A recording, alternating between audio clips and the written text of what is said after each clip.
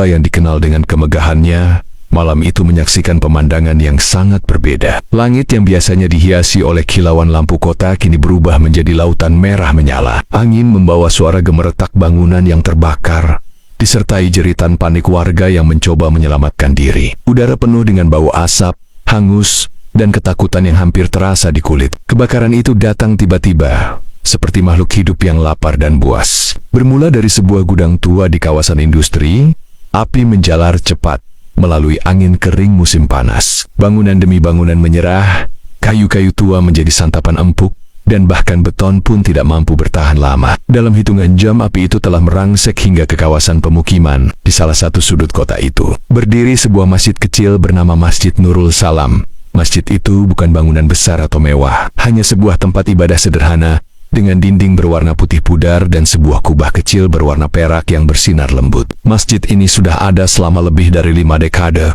menjadi saksi bisu dari berbagai peristiwa, baik besar maupun kecil, yang mewarnai perjalanan kota ini. Bagi sebagian orang, masjid itu adalah tempat kedamaian, tempat mereka mencari ketenangan dari hiruk-pikuk kota. Namun, bagi yang lain, masjid itu adalah simbol dari sesuatu yang asing, sesuatu yang tidak mereka pahami atau bahkan tak ingin mereka pahami. Ketegangan sudah lama ada, meskipun terselubung oleh basa-basi kehidupan sehari-hari. Ketika api mulai mendekati kawasan masjid, warga di sekitarnya hanya bisa menyaksikan dengan pasrah. Rumah-rumah di kiri dan kanan masjid telah dilahap api, dinding-dindingnya runtuh, dan atap-atapnya ambruk. Banyak yang mengira bahwa masjid itu akan mengalami nasib yang sama. Namun, sesuatu yang aneh terjadi. Saat api mendekati halaman masjid, ia seolah-olah kehilangan kekuatannya. Pagar besi tua yang mengelilingi masjid tetap dingin, tidak tersentuh bara. Pohon-pohon kecil di sekitar halaman masjid tidak terbakar, sementara pohon-pohon lainnya di kawasan itu sudah berubah menjadi arang. Api itu seperti terhenti, tidak mampu menjangkau bangunan itu, seolah-olah ada tembok tak terlihat yang melindunginya. Warga yang menyaksikan pemandangan itu terdiam, takjub sekaligus bingung. Seorang pria tua yang telah tinggal di kawasan itu selama lebih dari 30 tahun, hanya bisa menggelengkan kepala. Aku pernah melihat kebakaran sebelumnya, tapi yang seperti ini tidak masuk akal, gumamnya sambil memandangi masjid itu dari jauh. Ketika pagi tiba, kehancuran akibat kebakaran itu terlihat jelas. Seluruh kawasan itu telah berubah menjadi puing-puing. Rumah-rumah, toko-toko, bahkan jalanan pun hancur. Namun, di tengah kehancuran itu, Masjid Nurul Salam berdiri kokoh, tanpa sedikit pun kerusakan. Kubah peraknya masih bersinar di bawah matahari pagi, kontras dengan abu dan arang yang mengelilinginya. Berita tentang keajaiban ini dengan cepat menyebar. Penduduk yang tersisa mulai berdatangan ke lokasi untuk melihat sendiri apa yang telah terjadi. Ada yang menganggapnya sebagai tanda perlindungan ilahi, sebuah mukjizat yang tidak bisa dijelaskan oleh logika manusia. Yang lain memandangnya dengan ketidakpercayaan, bahkan kecurigaan. Kenapa hanya masjid itu yang selamat? Tanya seorang wanita muda kepada temannya. Kenapa rumah-rumah kita hancur, sementara bangunan itu tidak tersentuh sedikit pun? Awalnya, itu hanya sekadar bisikan, tapi lama-lama berubah menjadi desas-desus yang lebih keras. Mereka yang sebelumnya acuh terhadap keberadaan masjid itu, kini mulai melihatnya dengan mata yang berbeda, penuh dengan rasa tidak suka yang perlahan-lahan berubah menjadi kebencian. Hari-hari setelah kebakaran adalah masa penuh kebingungan bagi warga Los Angeles. Media lokal dan nasional ramai memberitakan bencana itu, menyebutnya sebagai salah satu kebakaran paling destruktif dalam sejarah kota. Namun, di balik laporan angka kerugian dan jumlah korban jiwa, satu cerita kecil mulai mencuri perhatian. Keajaiban Masjid Nurul Salam yang tetap berdiri kokoh di tengah kehancuran. Para jurnalis berdatangan ke lokasi masjid, membawa kamera dan mikrofon, merekam gambar bangunan putih sederhana itu, yang tampak tak tersentuh oleh amukan api. Kubah peraknya memantulkan cahaya matahari, menciptakan kesan seolah masjid itu tidak hanya selamat, tetapi juga dipelihara oleh kekuatan yang tidak terlihat. Banyak yang menulis cerita tentang perlindungan ilahi, dan sejumlah tokoh agama menyebut kejadian ini sebagai mukjizat. Namun, di tengah sanjungan itu, bisik-bisik kecurigaan mulai terdengar di antara warga setempat. Bagaimana mungkin bangunan tua seperti itu bisa bertahan? Itu bukan keajaiban. Pasti ada sesuatu di sana, ujar seorang pria paruh baya di sebuah warung kopi yang mulai dibuka kembali setelah kebakaran.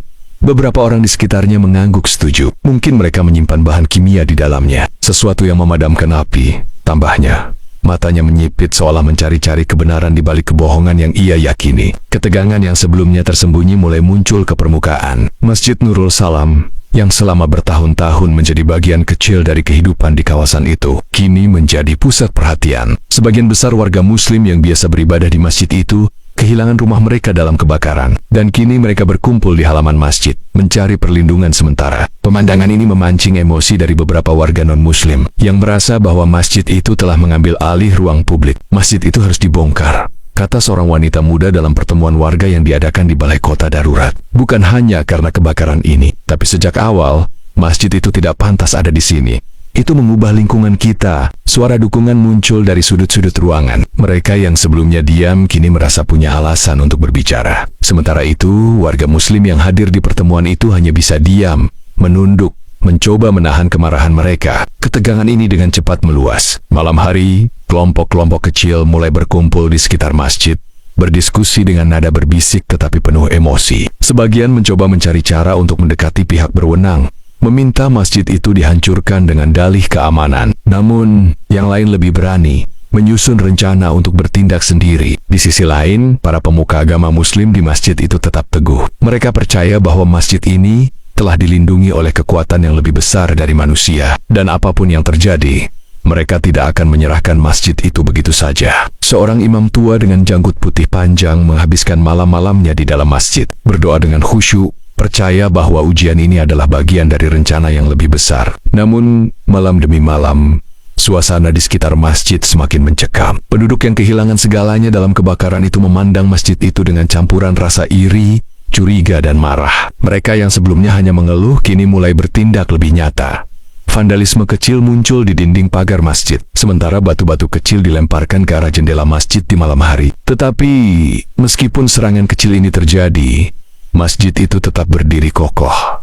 Tidak ada satupun coretan yang bertahan lama. Batu-batu yang dilempar tidak pernah cukup kuat untuk memecahkan kaca jendela. Fenomena ini semakin memperkuat keyakinan warga Muslim, tetapi juga semakin membakar amarah para penentang. Mereka mulai merasa bahwa masjid ini adalah ancaman, bukan hanya secara fisik, tetapi juga secara simbolis. Ini bukan kebetulan, ujar seorang pria tua yang dikenal sebagai tokoh berpengaruh di komunitas itu. Masjid itu adalah perwujudan dari sesuatu yang melawan kita. Kita tidak bisa membiarkan ini terus terjadi. Jika pemerintah tidak bertindak, kita yang harus bertindak. Kelompok-kelompok kecil berkumpul di beberapa titik di sekitar lingkungan yang hancur. Mereka merencanakan sesuatu yang lebih dari sekadar vandalisme. Api yang pernah melahap lingkungan itu tampaknya akan kembali. Kali ini diarahkan dengan sengaja untuk menghancurkan masjid yang menjadi simbol perpecahan di mata mereka. Namun, apa yang mereka tidak tahu adalah bahwa rencana mereka tidak akan berjalan sesuai keinginan. Masjid Nurul Salam bukan sekadar bangunan. Ada sesuatu yang lebih besar di balik dinding putihnya,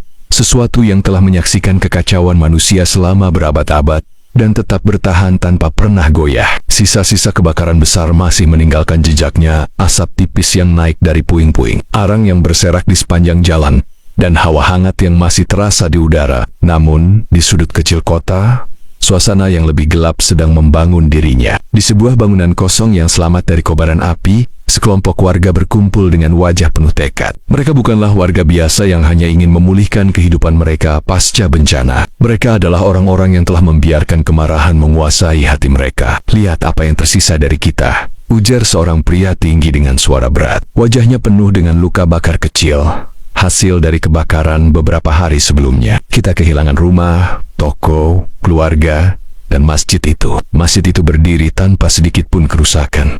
Apa itu adil? Kelompok itu mengangguk serentak, seperti telah menemukan musuh bersama yang selama ini mereka cari. Bagi mereka, masjid itu bukan hanya bangunan. Jika pemerintah tidak akan melakukan apa-apa, kita yang akan bertindak, lanjut pria itu. Ia kemudian mengeluarkan peta kasar yang menunjukkan lokasi masjid, lengkap dengan catatan detail mengenai akses jalan dan titik-titik kelemahan yang mereka bayangkan bisa dimanfaatkan. Rencana mereka sederhana tetapi mematikan. Malam itu, mereka memutuskan akan kembali menyalakan api. Mereka membawa bensin, obor, dan alat-alat lain yang diperlukan untuk menyelesaikan misi mereka. Namun, saat mereka mulai bergerak menuju masjid, sesuatu yang aneh mulai terjadi. Langit yang sebelumnya gelap tanpa bintang perlahan berubah. Awan-awan tebal berkumpul di atas kawasan masjid, dan angin mulai bertiup lebih kencang. Suhu udara yang sebelumnya hangat tiba-tiba menjadi dingin, menusuk hingga ke tulang. Di halaman masjid, Seorang penjaga tua yang bertugas malam itu berdiri di depan pintu utama. Tangannya memegang tasbih. Bibirnya terus berkomat-kamit melantunkan doa. Ia hanya memandang ke kejauhan, menatap bayangan-bayangan yang mulai bergerak mendekat. Ketika kelompok itu tiba di gerbang masjid, mereka ragu sejenak. Bukan karena hati nurani, tetapi karena atmosfer di sekitar mereka terasa berbeda. Udara menjadi berat, seolah-olah setiap langkah mereka harus melawan kekuatan yang tak terlihat. Namun, mereka memutuskan untuk melanjutkan. Mereka menyalakan obor dan mulai menyiramkan bensin ke pagar dan halaman masjid. Salah satu dari mereka, seorang pria dengan jaket kulit hitam, maju ke depan untuk melemparkan obor ke arah bangunan itu. Saat itulah sesuatu yang luar biasa terjadi. Obor itu, yang seharusnya langsung menyambar bensin dan menciptakan ledakan kecil, tiba-tiba padam di udara. Api yang menyala di ujung obor menghilang begitu saja, seperti lilin yang ditiup oleh angin. Pria itu terdiam, tangannya gemetar. Tidak percaya dengan apa yang baru saja ia saksikan. "Kenapa apinya mati?" bisik salah satu dari mereka. Suaranya penuh ketakutan. Mereka mencoba lagi. Kali ini, dua orang maju bersama-sama, masing-masing membawa obor. Namun, hasilnya sama. Sebelum obor-obor itu menyentuh bensin, api di ujungnya padam begitu saja. Bensin yang telah mereka siramkan tidak menunjukkan tanda-tanda akan menyala. Bahkan ketika mereka mencoba menyalakannya dengan korek api. "Ada yang salah di sini," ujar seorang wanita muda di kelompok itu. Suaranya bergetar. Ia mundur perlahan.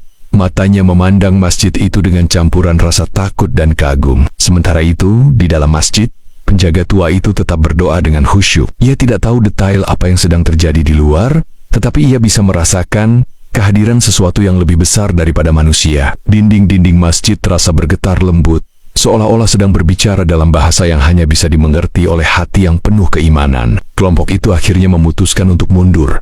Bukan karena mereka menyerah, tetapi karena rasa takut yang mulai merayap ke dalam hati mereka. Mereka meninggalkan bensin, obor, dan alat-alat lainnya, berlari ke kegelapan malam tanpa menoleh ke belakang. Namun, meskipun mereka pergi, perasaan tidak tenang tetap menghantui mereka. Malam itu, masing-masing dari mereka bermimpi buruk. Mereka melihat bayangan-bayangan besar yang mengelilingi masjid. Mata-mata bercahaya yang memandang mereka dengan tatapan tajam. Dalam mimpi itu, mereka mendengar suara yang tidak bisa mereka pahami. Tetapi suara itu terus bergema di kepala mereka bahkan setelah mereka bangun. Berita tentang kegagalan serangan itu dengan cepat menyebar di antara warga. Sebagian melihatnya sebagai tanda bahwa masjid itu memang dilindungi oleh sesuatu yang ilahi. Namun, bagi mereka yang masih dipenuhi kebencian, apa yang mereka tidak sadari adalah bahwa setiap langkah mereka semakin mendekatkan mereka pada kehancuran. Masjid Nurul Salam bukan sekadar bangunan. Itu adalah saksi dari sesuatu yang jauh melampaui kebakaran,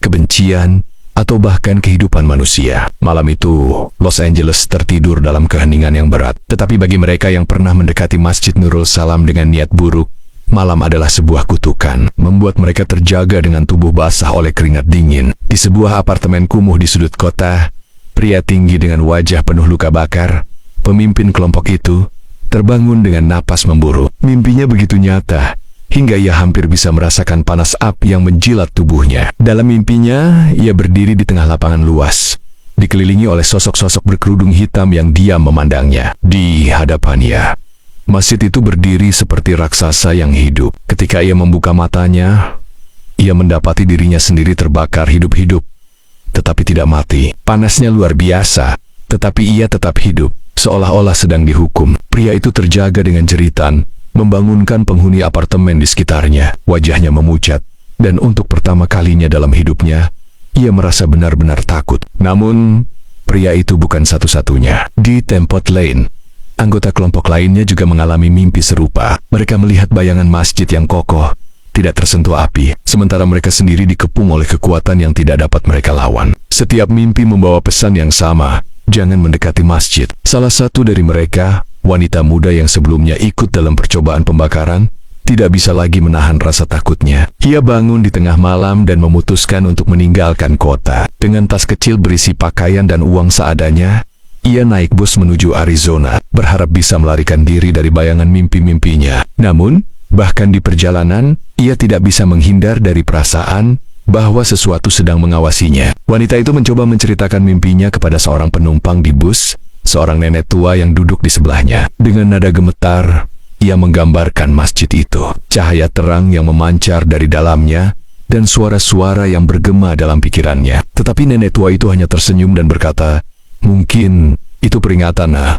Kadang-kadang kita perlu mendengar suara dari atas untuk mengingatkan kita." Wanita itu tidak mengatakan apa-apa lagi. Ia hanya memandang keluar jendela, menyadari bahwa tidak ada tempat yang cukup jauh untuk melarikan diri dari apa yang telah ia lakukan. Sementara itu, di kota, berita tentang mimpi-mimpi ini mulai tersebar. Para warga yang sebelumnya hanya menjadi penonton mulai merasa takut. Beberapa percaya bahwa masjid itu benar-benar dilindungi oleh kekuatan ilahi. Mereka mulai mendatangi masjid, bukan untuk menghancurkannya, tetapi untuk mencari perlindungan. Kelompok yang lebih fanatik, yang dipimpin oleh pria tinggi itu, memandang mimpi-mimpi ini sebagai bentuk provokasi. Bagi mereka, masjid itu tidak hanya harus dihancurkan, tetapi juga harus dilawan dengan kekuatan yang lebih besar. "Apa yang kita alami adalah ilusi," ujar pria tinggi itu dalam pertemuan rahasia mereka. "Kita tidak bisa membiarkan ketakutan menguasai kita. Kita akan menggunakan ledakan. Kita akan menggali hingga ke akarnya." Kelompok itu mulai mengumpulkan bahan peledak. Mereka menghubungi kontak-kontak gelap di pinggiran kota untuk mendapatkan apa yang mereka butuhkan. Semuanya dilakukan dalam bayang-bayang malam, jauh dari pandangan polisi atau warga lainnya. Namun, setiap kali mereka mencoba merancang rencana, sesuatu yang ganjil terjadi. Bahan peledak mereka tiba-tiba basah tanpa alasan. Kabel-kabel yang mereka sambungkan putus sendiri. Bahkan, di suatu malam, salah satu dari mereka mendengar suara seperti bisikan di telinganya. "Berhenti." Pria itu terkejut dan langsung menjatuhkan apa yang ia pegang. Ia bersumpah mendengar suara itu, tetapi ketika ia bertanya kepada anggota lainnya, tidak ada yang mengaku mendengar apa-apa. "Apa ini?" tanyanya dengan suara keras. "Apa kita sedang berhadapan dengan kekuatan yang bukan manusia?" Tidak ada yang menjawab. Mereka hanya saling memandang dengan ekspresi ketakutan yang semakin nyata. Di tengah-tengah semua ini, masjid itu tetap berdiri, tidak tersentuh. Para jamaah yang datang untuk beribadah melaporkan sesuatu yang aneh, tetapi menenangkan. Mereka merasakan ketenangan luar biasa setiap kali memasuki masjid. Bahkan, beberapa dari mereka mengaku melihat kilauan cahaya lembut di dalam ruang syalat, meskipun tidak ada lampu tambahan yang dipasang. Seorang ulama yang datang dari luar kota untuk melihat masjid itu berkata dengan suara rendah, "Ini adalah tanda masjid ini dilindungi. Tidak ada kekuatan manusia yang bisa menjatuhkannya." Namun, bagi kelompok yang masih berusaha menghancurkan masjid itu, kata-kata ulama tersebut hanya memicu kemarahan mereka. Mereka memutuskan untuk melancarkan serangan terakhir. Malam itu, ketika mereka bersiap untuk melaksanakan rencana mereka, kota Los Angeles kembali merasakan getaran yang aneh. Langit menjadi gelap meskipun tidak ada awan hujan. Angin berhembus kencang, membawa suara-suara yang hanya bisa didengar oleh mereka yang berada di ambang kehancuran. Pria tinggi itu berdiri di depan Van. Matanya penuh dengan tekad tetapi juga bayangan keraguan. Untuk sesaat, ia merasa seolah-olah ada sesuatu yang menahannya, tetapi ia menepis perasaan itu. "Ini adalah malamnya," katanya kepada kelompoknya. "Kita akan menyelesaikan apa yang kita mulai." Malam itu, suasana di sekitar Masjid Nurul Salam terasa mencekam. Angin malam berhembus kencang, membawa suara-suara yang sulit dijelaskan. Bagi para warga, malam itu seperti peringatan. Tetapi bagi kelompok fanatik, itu adalah momen untuk membuktikan bahwa mereka tidak akan menyerah. Di dalam sebuah gudang yang jauh dari pusat kota, kelompok itu mempersiapkan serangan mereka dengan saksama. Van penuh dengan bahan peledak telah disiapkan. Kabel-kabel dihubungkan, pemicu dipasang, dan timer diatur. Semuanya terlihat sempurna, setidaknya di atas kertas. "Aku tidak peduli lagi," ujar pria tinggi itu, suaranya dipenuhi amarah.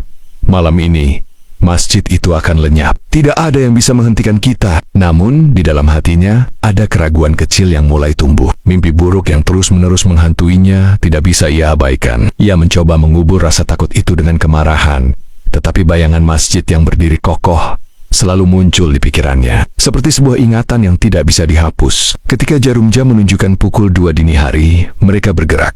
Van itu melaju perlahan, membawa muatan yang mematikan. Kota Los Angeles yang biasanya gemerlap terasa sunyi malam itu. Seolah-olah seluruh kota sedang menahan napas. Tidak ada polisi, tidak ada pejalan kaki. Hanya keheningan yang menusuk. Tetapi bagi kelompok itu, keheningan ini justru terasa seperti ancaman. Di dalam Van, pria tinggi itu merasakan keringat dingin mengalir di pelipisnya. Ia menggenggam setir dengan erat, mencoba mengabaikan gemuruh suara di dalam pikirannya. Tetapi semakin dekat mereka dengan masjid, semakin kuat suara itu. Ia menoleh ke arah rekan-rekannya di kursi belakang, berharap ada yang berbicara, tetapi semua diam. Mereka hanya menatap ke depan dengan ekspresi tegang. "Kamu tidak akan menang. Kali ini, suara itu terdengar lebih jelas. Pria itu mengguncang kepalanya, mencoba mengusirnya. Ketika mereka tiba di dekat masjid, pemandangan yang mereka lihat membuat mereka terdiam. Masjid itu berdiri dalam keheningan yang menakjubkan, diterangi hanya oleh cahaya bulan, tetapi ada sesuatu yang aneh. Di atas kubah masjid, cahaya lembut yang keemasan tampak bersinar, seperti pelita yang tidak pernah padam. Itu seperti sumber energi yang tidak dapat dijelaskan. Pria tinggi itu menelan ludah. Ia merasakan ada sesuatu yang salah, tetapi ia terlalu dalam untuk mundur. Ia mematikan mesin fan, mengatur timer pada bahan peledak, dan memberi isyarat kepada anggota lainnya untuk bersiap. Kita selesaikan ini sekarang, katanya, lebih kepada dirinya sendiri daripada kepada orang lain. Mereka melangkah keluar dari van, membawa peralatan untuk memastikan ledakan terjadi sesuai rencana. Tetapi langkah pertama mereka menuju masjid membawa keanehan yang tidak pernah mereka bayangkan. Begitu mereka mendekati gerbang masjid, suhu udara tiba-tiba berubah. Angin dingin yang menusuk berhembus, membuat mereka menggigil. Tetapi lebih dari itu, mereka merasakan tekanan aneh di dada mereka, seperti ada sesuatu yang mendorong mereka untuk mundur. Aku tidak bisa bernapas, katanya dengan suara tercekik. Pria tinggi itu memelototinya. Jangan lemah, kita sudah terlalu jauh untuk mundur sekarang. Tetapi ketika mereka melangkah lebih dekat, fenomena aneh semakin intens. Suara bisikan mulai terdengar, bukan dari satu arah, tetapi dari mana-mana. Bisikan itu berulang-ulang, dengan kata-kata yang tidak bisa mereka pahami, tetapi penuh dengan peringatan. Salah satu dari mereka menjatuhkan peralatan yang ia bawa. Aku tidak bisa, ini terlalu aneh. Aku tidak mau lagi. Pria tinggi itu mencoba menghentikannya. Tetapi sebelum ia bisa berkata apa-apa, suara ledakan kecil terdengar dari van. Timer yang mereka pasang tiba-tiba berhenti bekerja, membuat perangkat bahan peledak meledak lebih awal, tetapi dalam skala kecil. Asap mulai keluar dari van, dan pria tinggi itu menyadari bahwa rencana mereka telah gagal. Pria tinggi itu berteriak, tetapi sebelum ia bisa menginstruksikan apapun, sebuah suara menggelegar memenuhi udara. Itu adalah suara yang dalam, seperti gemuruh bumi, tetapi lebih hidup, lebih personal. Ini bukan tempatmu. Seketika, angin kencang berhembus, menghantam mereka seperti badai. Mereka mencoba bertahan, tetapi tidak ada yang bisa melawan kekuatan itu. Dalam hitungan detik, mereka tersapu oleh kekuatan tak kasat mata. Tubuh mereka terhempas seperti daun kering di tengah badai. Ketika angin berhenti, hanya keheningan yang tersisa. Masjid itu tetap berdiri kokoh, tidak tersentuh, sementara para penyerang tergeletak tak bernyawa di tanah. Keesokan paginya, warga kota menemukan tubuh-tubuh mereka tergeletak di dekat masjid. Tidak ada tanda-tanda kekerasan atau luka fisik yang jelas, hanya ekspresi ketakutan yang membekas di wajah mereka, seolah-olah mereka telah melihat sesuatu yang tidak dapat mereka pahami. Masjid itu tetap berdiri, tidak tersentuh. Para jamaah yang datang untuk salat subuh melihat pemandangan itu dengan penuh keheranan, tetapi juga dengan keyakinan yang semakin kuat bahwa masjid itu benar-benar dilindungi. Berita tentang kejadian itu menyebar dengan cepat, tetapi tidak ada yang bisa menjelaskan apa yang sebenarnya terjadi. Polisi menyimpulkan bahwa serangan itu adalah sebuah kecelakaan yang disebabkan oleh ketidakmampuan para penyerang. Tetapi bagi mereka yang percaya, malam itu adalah bukti bahwa ada kekuatan yang lebih besar dari manusia. Kekuatan yang menjaga Masjid Nurul Salam dari kehancuran. Menjadi saksi bisu dari pergolakan manusia yang dipenuhi kebencian dan ketidakpahaman. Warga Los Angeles yang tersisa hanya bisa menatapnya dengan campuran rasa hormat dan ketakjuban. Bukan sebagai kisah tentang kehancuran, melainkan tentang keteguhan iman dan kekuatan yang melampaui logika manusia. Masjid itu kini tidak hanya menjadi tempat ibadah, tetapi juga simbol perlawanan terhadap kebencian dan ketidakadilan. Ia berdiri sebagai pengingat bahwa apa yang dilindungi oleh kekuatan yang lebih besar dari manusia tidak akan pernah dapat dihancurkan. Malam yang mencekam itu mengajarkan pelajaran yang mendalam, sebuah monumen yang tak tergoyahkan oleh waktu atau kebencian, menjaga damai di tengah hiruk-pikuk dunia. Oke, sekian dulu cerita dari saya. Jika kalian suka dengan cerita seperti ini, silahkan tinggalkan tempelnya sebagai tanda semangat bagi kami untuk menggali lebih dalam.